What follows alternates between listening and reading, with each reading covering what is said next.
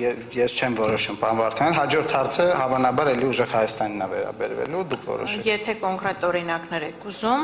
Պարոն Վարդանյան, այստեղ եք, կամ եթե միշտ ներկայացուցիչ կպատասխանի, պատասխանի այստեղ եք, որ հարցին պատասխանեք։ կոնկրետ օրինակ,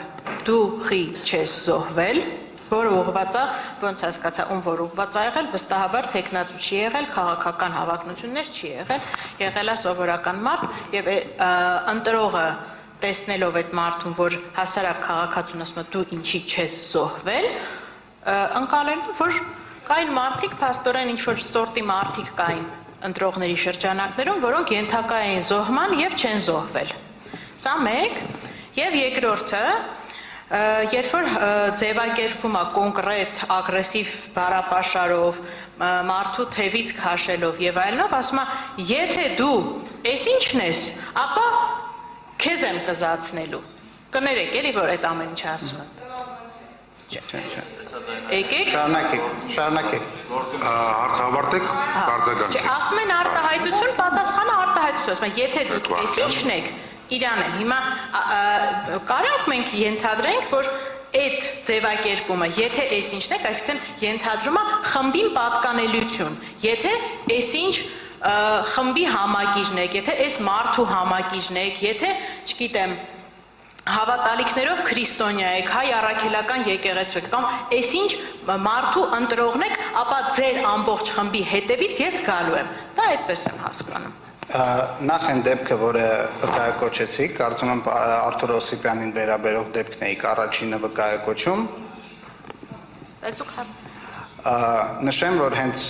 պարոն Օսիպյանը խոսակցության սկզբում ասում է ես Արթուր Օսիպյանն եմ, բա դուք ինձ չեք ճանաչում, այսինքն ինքը հավակնում է, որ ինքը այնպիսի հանրային կերպար է, որ իրան պետքա վարչապետը ճանաչի, այսինքն ինքը սովորական քաղաքացու, կներեք այս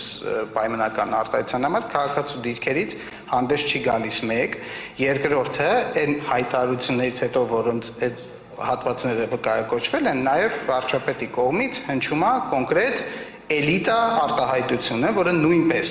դուրս է բերում այդ մարդկանց սովորական քաղաքացիների շարքից, բայց հաջորդ Տիկին մտածում է ձեզ ամեն ինչի հնարավորություն տրվեց, անկեղծ ասած։ Արգելներս, եթե հիշում եք, դատարանը երևի չեմ չափազանցնի, բազմիցս նախազգուշացրեց, որ հարցեր տվեք, այլ ոչ թե բացատրություններ, բայց քանի որ միևնույնն է, հարցերից ավելի շատ բացատրություններ են, ես ասացի հավասարակշռությունը պահելու համար պատասխանողին էլ եմ թույլ տալու, որ ինքը պատասխանից բացի բացատրություն տա։ Ժամանակը ձեզանից է խոսում։ Այնպես որ դուք որոշեք ձեր բարձր դատան եւ այս համատեքստում ուզում եմ նշել նաեւ, որ ցավոք սրտի հենց Հայաստան Դաշնքի ներկայացուցիչն առաջին անգամ քաղաքական հայտարարություն հնչեցրել այստեղ, ասելով ուժ, որը պայքարում է դրոշի դեմ, դա որևիցե իրավական կատեգորիայի մեջ չէր մտնում եւ այդ կանոնը առաջին հերթին պարոն Խուգոյանն է խախտել։ Շարունակեմ։ Անհարթարության պետք է ասել, որ բոլորն էլ իշխանական խախտել են, եկեք շարունակենք հարցերը, չշեղվենք, հարց տվեք։ Ես մի այսպիսի հարց տամ։ Լավ, եկեք պայմանական ընդունենք, որ այն հայտարարությունները, որոնք դուք նշում եք, վերաբերել են քաղաքացիներին, ոչ թե կոնկրետ քաղաքացու, այլ լայն ընդգրկվածություն ունեցող քաղաքացիներին։ Սա էլ եմ ասում, պայմանական եմ ասում, որտեղ այդպես չի եղել։ Ուզում եմ հասկանամ այդ ժամանակ խախտման բնույթը ձեզ որն է, այսինքն երբ որ պարոն վարչապետը նման բան է պայմանականորեն հնչեցրել, դա ինչ որ կերպ նպաստել է քաղաքացիական պայմանագրի ձայների ավելացմանը, թե ձեզ մտահոգում է, որ դրա արդյունքում մեզ ավելի քիչ քաղաքացի է ձայն տվել, չեմ հասկանում։ Տրամաբանությունը խախտման, լավ։ Տեսեք, մասնագիտությամբ ոչ սոցիոլոգ եմ, ոչ հոգեբան, որպեսզի կարողանամ գնահատական տալ, թե կոնկրետ ազդեցությունը կոնկրետ խառնվածքի մարդու վրա ինչ ազդեցություն կարող է ունենալ, կարող եմ հիպոթետիկ մի քանի ենթադրություն անել։ Կարող է լինի օրինակ մարդ, ենթադրենք օրինակ նոր ընտրական իրավունք ձեռք բերող 18-ամյա քաղաքացի, որ առաջի անգամ այս ամեն ինչ այդ քաղաքական բանավեճը նայելով պետք է որոշում կայացնի, ինքը ուզում է ընտրություններին մասնակցի, թե չմասնակցի։ Օրինակ հետագայում, երբ որ քաղաքական քննարկումներ լինեն, օրինակ իր ընկերների շրջապատում արտահայտի այդ բանը, որ ես գնացել եմ քվեարկության եւ մասնակցել եմ այս կամ այն ուժի օգտին եւ այդ խոսակցությունը լսելով ասում է, եթե դու Ռոբն ես, ես քո հետևից եմ գալու, մարդը ասում է դե ախպեր, ես գիտեք ինչ կա, եկեք կլինի, այս ամեն ինչից հեռու մնամ, ես ու մարդիկ սկսել են նույնացնել ընտրությունների մասնակցությունը քաղաքականությամբ զբաղվել չզբաղվելու հետ, այսինքն երբ որ դու մարդուն հարցնում ես, դու գնալու ես ընտրության թե չէ, ինքը ասում է ես քաղաքականությամբ չեմ զբաղվում, այդ քաղաքական խոսույթը, այդ ատելության սերմանումը, այդ թիրախավորումը, այդ հետևանքն է ունենում, եւ այո, երբ որ այդ պարագայում զուգահեռաբար ունենում ենք իրավիճակ, երբ որ քաղաքացիական պայմանագիրը կիրառում է վարչական ռեսուրս եւ հարկադրանքով ինչ որ ոչ իրավաչափ մեթոդներով մոբիլիզացնում է իր էլեկտորատին, որը գնում եւ ընտրում է, բնականաբար այդ խոսույթն էլ, որը չեզոքացնում է այն մարդկանց, որոնք ուզում էին մասնակցել ընտրության, բայց չեն մասնակցում, բնականաբար ընտրությունների արդյունքի վրա անդրադառնում է այնպես, որ քաղաքացիական պայմանագրի տոկոսը ավելի մեծ է ստացվում, քան այն մարդկանց, ովքեր կարող էին պոտենցիալ մասնակցել։ Ես իմ հարցի պատասխանը ստացա, կարճ ձեր երկար հարցին արձագանքեմ ոչ, բայց հաշվի առնելով, որ դուք հարցերի փուլում ես կարող եք հարցեր տալ, սրանով սահմանափակվեմ։ Հաջորդ հարցը, բարձր դատարան։ Ներողություն, ես նախորդ հարցին լրացում ունեմ, կոնկրետ արտահայտությունների մասով հարցը նշեց։ Ինչ արտահայտություններ են կա։ Միացած է։ Որոնք ուղղված են եղել քաղաքացիներին, ավելի ճիշտ այսպես։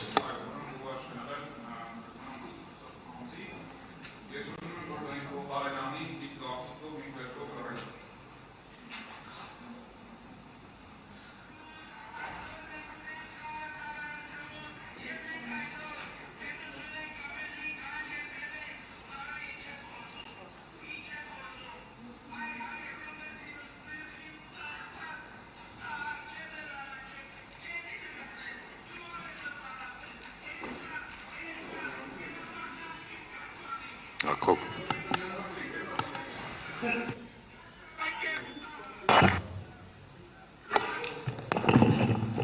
Վերջ, պարոն Խուդայան, վերջ։ Չէ,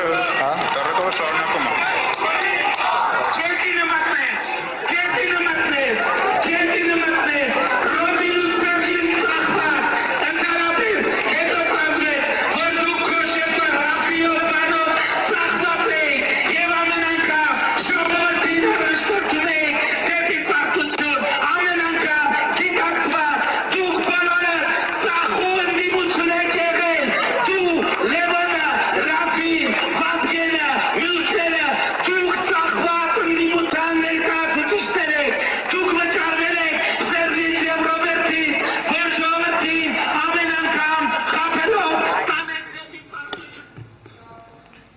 Մեկտերբակ, երբ որ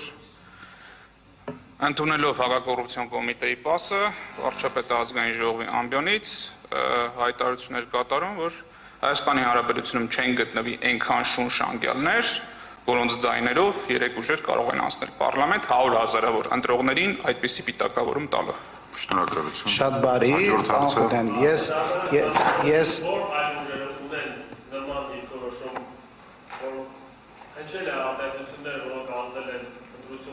Նման հարց չի հնչել։ Նման հարց չի հնչել։ Դեմ ուղղված չէ, հասցեատեր։ Ես եթե կան, համեցեք, ես զուտ արձանագրեմ, պարոն Խուդոյան, որ ես իրականում փոքր փոշմանեցի, որ ես հարցը տվեցի, որովհետև փաստորեն ձեր համար Երևան քաղաքի ավականում ներկայացված եւ նախկինում падգամավոր եղած Զարուհի Փոստանջյանը սովորական քաղաքացի է անցալվում։ Ես իզուր երևի ես հարցը տվեցի, որովհետև շատ բարի, որ ընտրություններին չի մասնակցում, չի նշանակում քաղաքական գործունեություն չի ծավալում, Հայաստանի Հանրապետություն քաղաքական գործունեություն ծավալելը չի նույնանում այս ընտրություններին մասնակցել չմասնակցելու հետ։ Հաջորդ հարցը։ Ես ասացի, ոնց որ ձեր գործընկերն էր ասում։ Մեկ վարքան, պարոն Գրիգորյան։ Չէ, հիմա կոնկրետ պարոն Գրիգորյանն է։ Հարցը նաև մյուսներին էր ուղղված։ Այո, բարձր։ Եթե կան պատասխանողներ, խնդրեմ։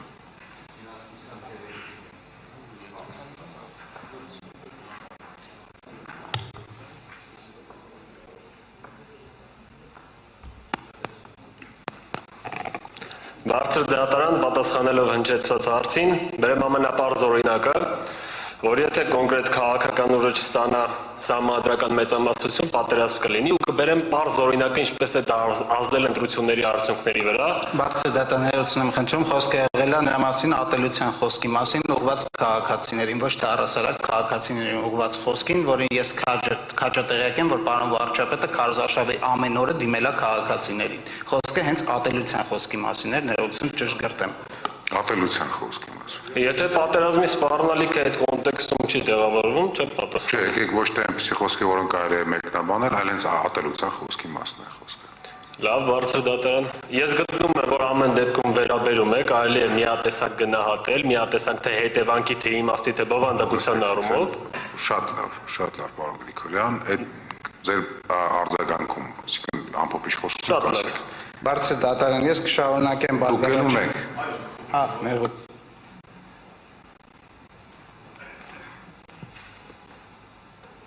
Իհարկե, բարձր դատարան հարցը շատ է կոնկրետացված այս պահին տենց միանգամից ամեն ինչ չենք մտաբերում, բայց ես մտաբերում եմ դեպք, երբ խոսքը ուղղված էր քաղաքական ուժի ներկայացուցիչների երեխաներին, կոնկրետ երեխաներին, թե նրանք ինչու չեն զոհվել եւ նրանք ինչու չեն ծառայել։ Սա նույնպես հանգամանք է, որը նրանք նույնպես ընտրողներ են եւ կոնկրետ քաղաքական process-ի կոնկրետ անձինք չեն մասնակցում։ Պարզապես մտաբերեցի այս հանգամանք եւ Բարձր դատարան, երբ որ կոնկրետ չի մեջբերվում խոսքին, դժվար է դրա վերաբերյալ դատողություններ անել, արձանագրում եմ, որ չմեջբերվեց, եթե չեք հիշում, հիշեք։ Ներողություն, հիշեմ, Սուրեն Պապիկյանը դիմում էր անձանց, ասում էր ձեր երեխաները ինչու չեն զոհվել, ինչու չեն ծառայել։ Կոնկրետ չեմ հիշում, որ հանրահավաքի ժամանակ երևի թե Կոլեգաներ իրենք ավելի լավ կհիշեն, պարզապես նաև իրենց հիշեցման կարգով։ Շնորհակալություն, պարոն Գրիգորյան։ Ես նորից եմ ասում, ես այդ խոսքին ամեն դեպքում ծանոթ չեմ, հիմա չեմ մտաբերում, բարձր դատարան, ես անդրադառնում եմ այն խոսքերին, որոնք դիմումներում կոչվել են։ Շարունակեմ Բարգավաճ Տիկին Գալյան, Կենջոլական, խնդրում եմ տեղից ոչ մեկ թող չխոսի։ Պարոն Գրիգորյան հարցը ձևակերպել։ Շարունակեմ բարձր դատարան հարցով ուղղված Բարգավաճ Հայաստան կուսակցությանը որպես դիմումատու։ Հարցը հետևյալն է, ուրեմն խնդրամասը դիմումի պարունակում է տարբերվող պահանջ մյուս դիմումներից եւ նշվում է, բացի անվավեր ճանաչելու պահանջից, որպես այլընտրանք անվավեր ճանաչել ընտրությունների արդյունքները եւ սահմանել մանդատների բաշխման կարգը, ապահովելով դիմողի կողմից մանդատների ստացումը։ Այս մասի վրա հատուկ ուշադրություն եմ հրավիրում։ Ես երեք իմ ելույթի ժամանակ հնչեցրեցի, որ 10-51 տեղամասում եւ 35-65 տեղամասում ընդհանուր առմամբ հանրագումարում ընտրողների թիվը, որոնք ժամը 8-ից հետո են մուտք գործել քվեարկությունների սենյակ, եղել է 415, իսկ ընդհանուր ձայների քանակը այս երկու ընտրատեղամասերում, որոնք վերագրվել են Բարգավաճ Հայաստան կուսակցության ըստ նախնական արդյունքների, եղել է 213, գրեթե 2 անգամ ավելի քիչ։ Այս պայմաններում, իդեպ մի ճշգրտում անեմ բարձր դատարան, ես չեմ պնդում, որ հենց հոգու ճշտությամբ, այսինքն ասում եմ 415, հենց 415 է, բայց պնդում եմ, որ էականորեն ավելի շատ է, քան արձանագրված նախնական արդյունքներով ձայները։ Այս պայմաններում ուզում եմ հասկանամ, Բարգավաճ Հայաստան կուսակցությունը ինչպես է համարում, որ դատարանը օրինակ ինչ թվի վրա պետք է հիմնվի, որ մանդատների բաշխման կարգ սահմանի իր որոշմամբ եւ ասի, որ կոնկրետ ըստ այդմ Բարգավաճ Հայաստան կուսակցությունը ստացել է այսքան ձայն, հաղթահարել է 4%-ի շեմը եւ պետք է ստանա այսքան մանդատ։ Այս հարցի պատասխանը կուզեի ստանալ։ Բարձր դատարան երկու օր երաշերտ այսօր առավոտյան թվերը հաշվում ենք 3 տարբեր հաշվարկի մեխանիզմով ներկայացրել են ոնց է Բարգավաճ Հայաստան 94%-ը։ Մի դեպքում անվավեր ճանաչելու որոշումն է անվավեր ճանաչվում երկու տարբեր հիմքով, մի դեպքում հակասահմանադրական է ճանաչվում այդ հաշվարկի մեխանիզմի մեջ բաները ավելացնել, անճշտությունները ավելացնել։ Երկու դեպքում էլ թվերի դեպքում Բարգավաճ Հայաստան կուսակցությունը անցնում է համապատասխան տոկոսը։ Այս երկու տարբերակները ներկայացրել եմ։ Եվս մի հարց, ճշգրտող հարց։ Ճիշտ եմ հասկանում, որ եթե Սահմանադրական դատարանի կողմից ըստ էության չվերանայվի վարչական դատարանի որոշումը, որը կենտրոնական ընտրական հանձնաժողովի անվավեր ճանաչելու որոշումը արդեն իսկ թողել է ուժի մեջ, եւ եթե անճշտությունների թիվը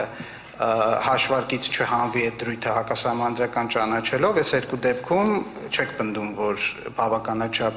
բազա եւ տվյալներ կունենա Սահմանադրական դատարանը, որպեսզի համապատասխան փաստ արձանագրի, որ 4%-ի շեմը հաղթահարվել է իրականում։ Հարցը հնչում էր հետևյալը, ճիշտ եմ հասկանում, պատասխանը կարճ ոչ, ճիշտ չեք հասկանում։ Հիմա բացատրեմ բարձր դատարանին ինչի նկատի ունեմ։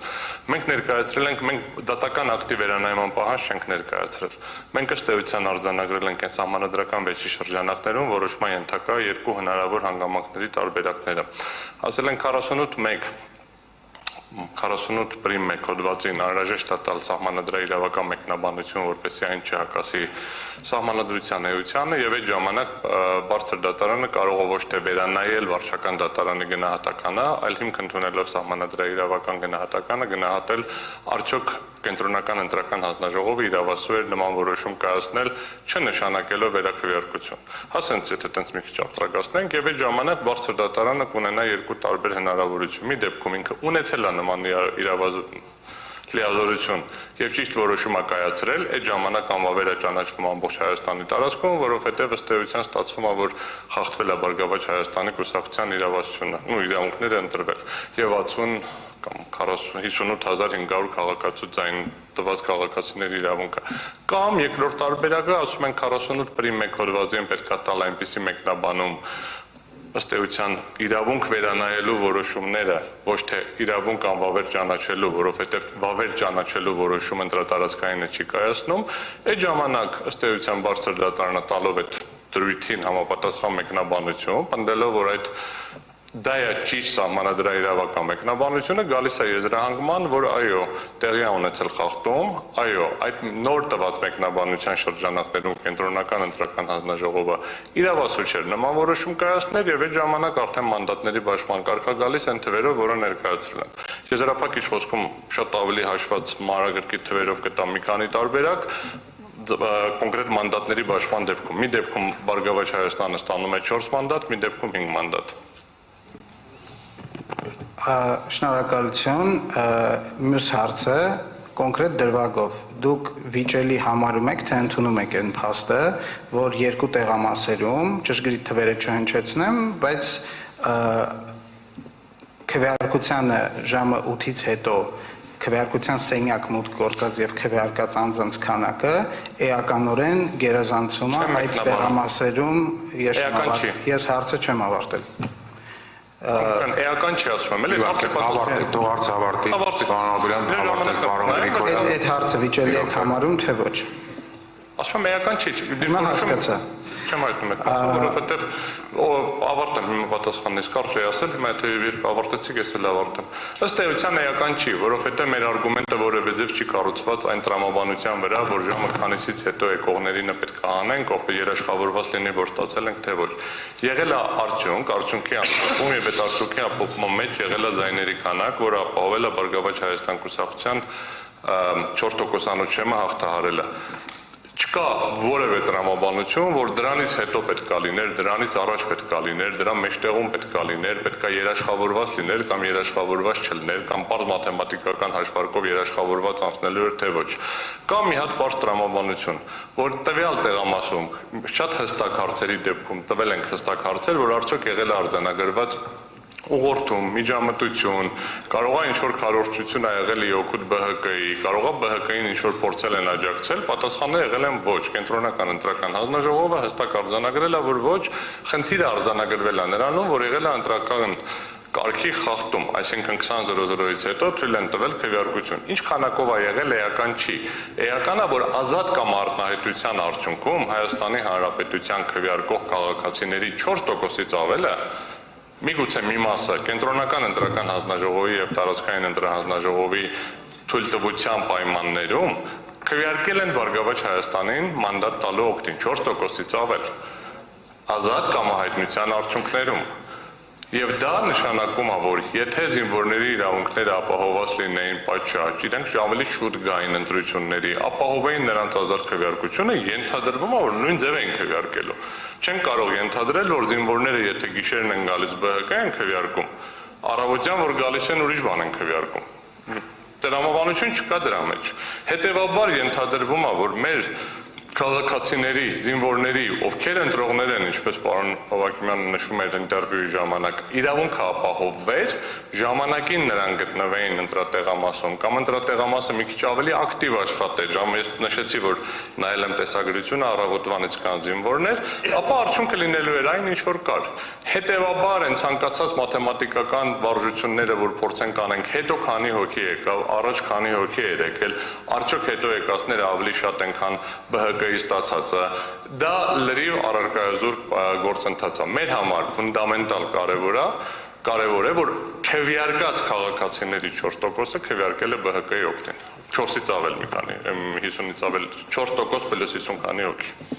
Շնորհակալություն բարձր դատան, հաջորդ հարցս։ Ես եզրափակիչ ելույթում կանրադառնամ եւ կասեմ, թե իմ կարծիքով որ պարագայում այնուամենայնիվ այդ հանգամանքը կարող է կարևոր լինել։ Հաջորդ հարցը բխում է Բարգավաճ Հայաստան կուսակցության ներկայացուցիչ կենտրոնական ընտրական հանձնաժողովին այսօր տրված հարցից, մասնավորապես հարգելի ներկայացուցիչ, ձեզ ծանոթ է ընտրական օրենսգրքի 75-րդ հոդվածի 3-րդ մասի կարգավորումը, որի համաձայն կենտրոնական ընտրական հանձնաժողովը քվեարկության օրվանից հետո 7-րդ օրը հիմք ընդունելով ընտրական տեղամասերում քվեարկության արդյունքների վերաբերյալ արձանագրությունները, վերահաշվարկի արդյունքները, քվեարկության արդյունքների վերաբերյալ ընդունված որոշումները կազմում է արձանագրություն քվեարկության արդյունքների վերաբերյալ եւ տարբերակվում է արդյոք ձեր կողմից արձանագրությունների քաղվածքներից։ Շնորհակալություն։ Պատասխան այո։ Շատ բարի, շնորհակալություն։ Այդ պայմաններում ուզում եմ հասկանալ, ինչ իրավական նշանակություն ունի ձեր կարծիքով արդյունքների ամփոփման տեսանկյունից քաղվածքներում տեղ գտած միգուցե անճշտությունները, այստեղ մի բան արձանագրեմ, բարձր դատարան, որ ինքս որպես կուսակցության ներկայացուցիչ, ինքս անհարմարություններ ունեցել եմ ընթացքում, որպեսզի հասկանամ ձայների հաշվարկը, այն որ հրապարակվում են քաղվածքները արձանագրություններից, ոչ թե բուն արձանագրությունները։ Այսինքն այդ առումով կարամ անգամ դիմումատուների մտահոգությունը այս մասով կիսեմ, բայց իրավական նշանակությունը քաղվածքների կոնկրետ ձայների ամփոփման պայմաններում կուզեի այս մասով հասկանալ։ Բարձր դատարան, որ գումարելը սխալ են արել, Աուսակը լրացնելը սխալ են արել, բոլորը չեմ ասում էլի տեղերով, որ էլեկտրոնային քվեարկությունում վերջում սխալ են արել, այդ նշել եմ։ Ես ակնկալել եմ եւ շարունակում եմ ակնկալել, որ գոնե արձանագրությունից քաղվածք արտագրելուց ճիշտ են արել։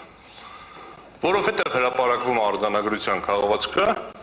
հիմա արձանագրության հետել ենք համադրում, հիմա գործընթացը գնում է կհամադրենք միջև եզրափակիչ ճառը կներկայացնեմ, բայց առնվազն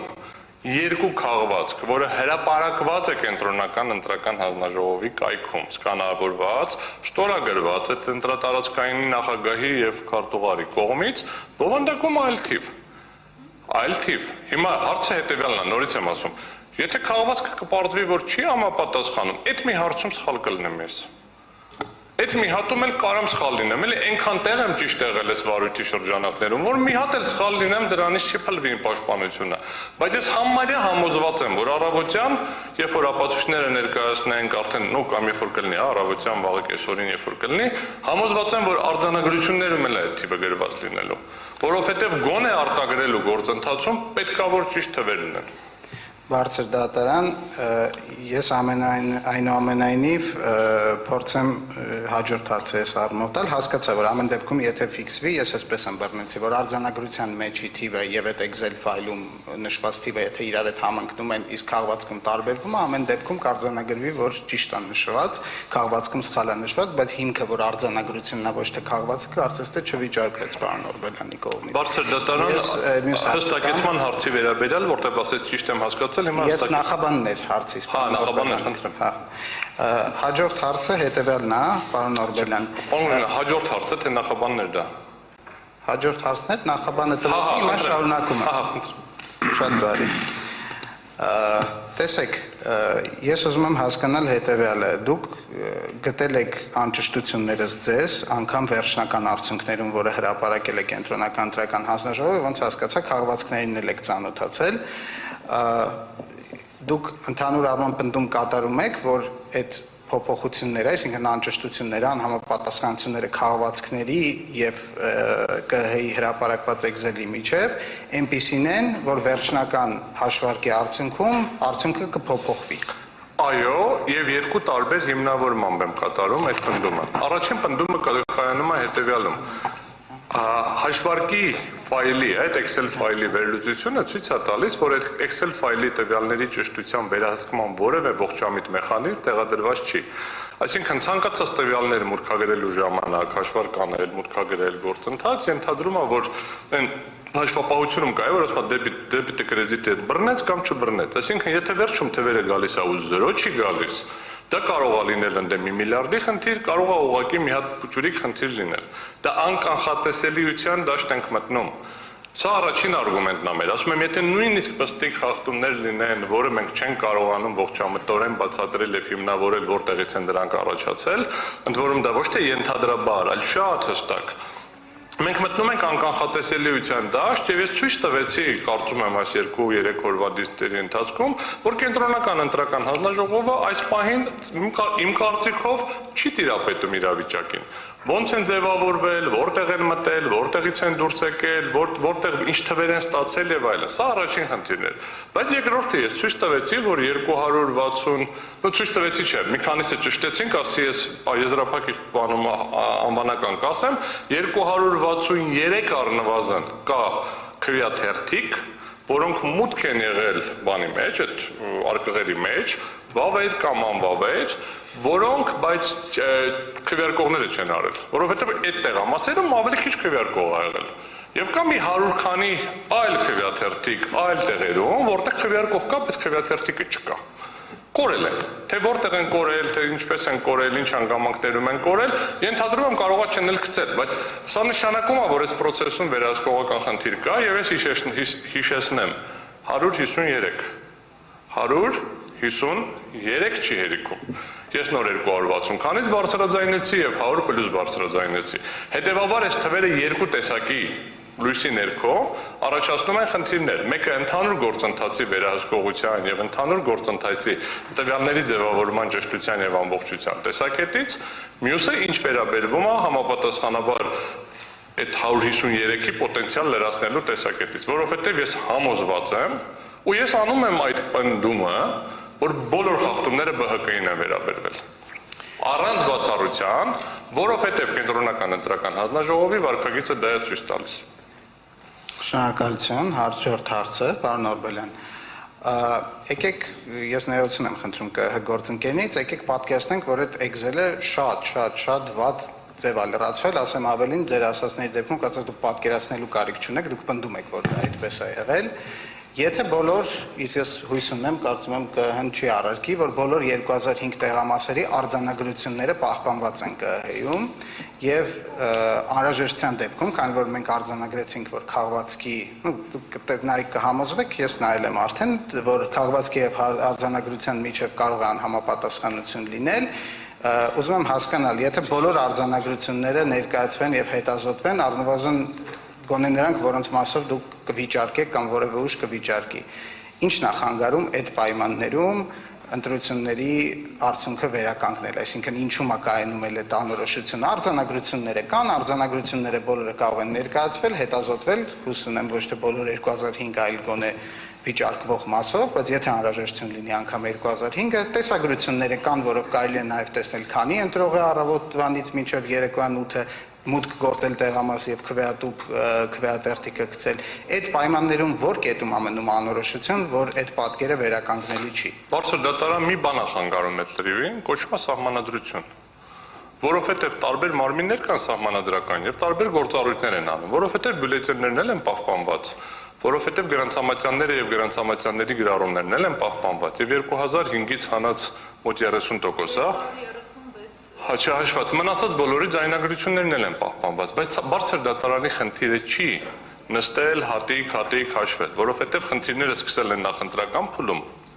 ավարտվել են ընտրության գործընթացում, շարունակվել են ընտրության գործընթացում եւ ավարտվել են արձանագրություններ կազմելու միջոցով։ Հիմա հետեւյալն է խնդիրը։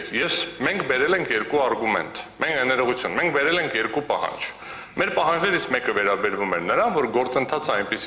է խաթարված ամբողջությամբ, որ խաթարված է դրա փուլայնությունը։ Մենք ոչ թե պետք է գանք բարձր դատարանում, դատաքննության ժամանակ ասենք դե բերեք մեծ վերցնենք արձանագրությունները, փորձագետ նշանակենք, թող ինքը գնա այդ աղյուսակը կազմի,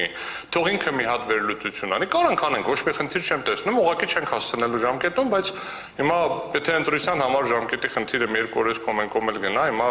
շատ վատ կլինի, բայց ինչ որ լուծում կարող է լինի։ Բայց դա նշանակում է, որ մենք ոչ թե հիմա վիճարկում կամ քննարկում ենք կենտրոնական ընտրական հանձնաժողովի որոշումների իրավաչափությունը, համապատասխանությունը սահմանադրությանը եւ օրենքներին, այլ իր փոխարեն իրականացնում ենք իր գործառույթը եւ ամփոփում ենք ընտրությունների տվյալները։ Ավելին կրկնում եմ, մնացել են նաեւ ըստ էության պարկերի մեջ պահպանված է նաեւ քվեաթերթիկները եւ այլն, բայց մի շարք խախտումներ կա, որ չեն կարողանալու շրջանցենք, օրինակ մենք չենք կարողանալու նենց անենք, որ հետին թվով ընտրածրարները դառնան ոչ թափանցիկ։ Չեն կարողանալու այնպես այնենք, որպեսզի քարոզարշավը ընթանար ժողովրդավարական պետությանը հարիր պարապաշարի շրջանակներում առանց մարդկանց ահաբեկելու պատերազմով կամ վարչական ռեսուրսի չարաշահմամբ կամ մեզ ինչ են մեղադրում ընտրակաշառքով։ Հիմա չեմ ուզում դատարանով ինչ որ կգնահատի, մենք պնդել են որ չկա, բայց ասում եմ մեղադրում են բոլորը կողմերի։ Մենք չենք կարողանալու այնպես անենք, որ քննչական մարմինները նեյտրալ տեքստ տրամադրեն, էլի, որովհետև ես ինձ երբեք չեմ նույնականացնում, ինչ որ մեկը մեկին սպանում է, անունը չեն գրում, ասում են մեկը սպանել է, մտքովս չեմ ասում, էլի անունը գրեն, որ չմտածեն ես եմ արել։ Նոմատպավոր եւ այլն, բարձր դատարան, հետեւաբար գտնում եմ, որ երկու հանգամանք, սահմանադրությունը եւ ժամկետը մեզ թույլ չեն տալիս այդ ամբողջ գործընթացը անել, բայց եթե կարիք լինի հաշվարկը վերանայել, կարող ենք վերանայել։ Ես իմիջիալից այդ աղյուսակի հիման վրա եմ հաշվարկը ցույց տվել, այն թվերը, որ ասել եմ, հիմք եմ ընդունել այդ աղյուսակը, ես ընդհանրապես ցույց եմ տվել, որ այս աղյուսակում արկա են էական խնդիրներ, այդ թվում նաեւ ավել ձայներ, քվեարկության արկում ավել փոխվում են քվեատուփի մեջ ավել բյուլետեններ, քան քվեարկողներ են եղել եւ այլն, բայց ես մեկը որ այս թվերի հիման վրա մեր արգումենտացիան հիմնված է դրա վրա։ Ես ասում եմ, մեր արգումենտացիան ուրիշ բանի վրա հիմնված չի, այ մեր անվավեր ճանաչելու արգումենտացիան է ուրիշ բանի վրա։